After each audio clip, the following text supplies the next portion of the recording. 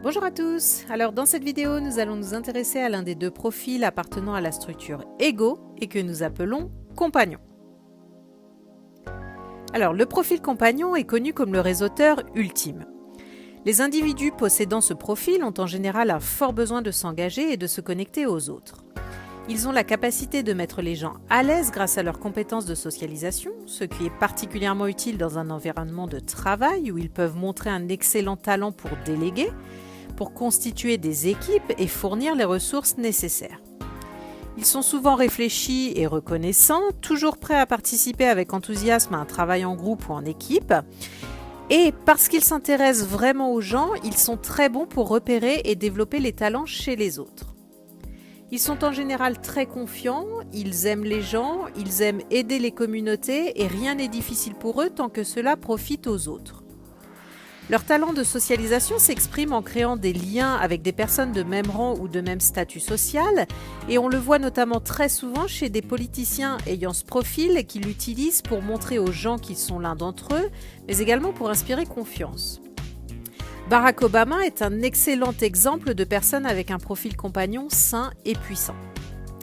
En fait, ce profil donne aux personnes le possédant le sentiment d'un lien fort avec les autres et en situation d'urgence, elles seront les premières à réagir et chercheront toujours à obtenir un résultat gagnant-gagnant en essayant de ne laisser personne de côté, même si c'est à leurs frais. Alors d'un autre côté, lorsque le profil compagnon est excessif dans le thème, la personne peut se montrer manipulatrice afin d'atteindre ses objectifs. Un ego malsain est également l'un des principaux défauts du profil compagnon dont le comportement autocentré rebute généralement les autres.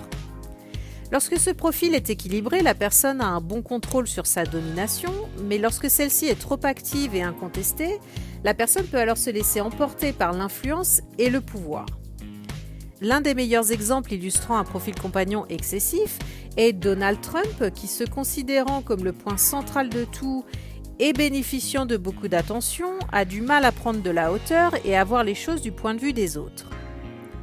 Enfin, la famille est vitale pour les compagnons car ils tirent leur force de liens familiaux étroits tout en leur apportant un soutien. Et pour que ce profil prospère, la clé est de garder l'ego sous contrôle.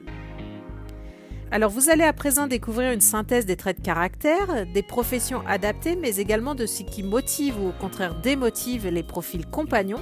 Et je vous retrouve juste après.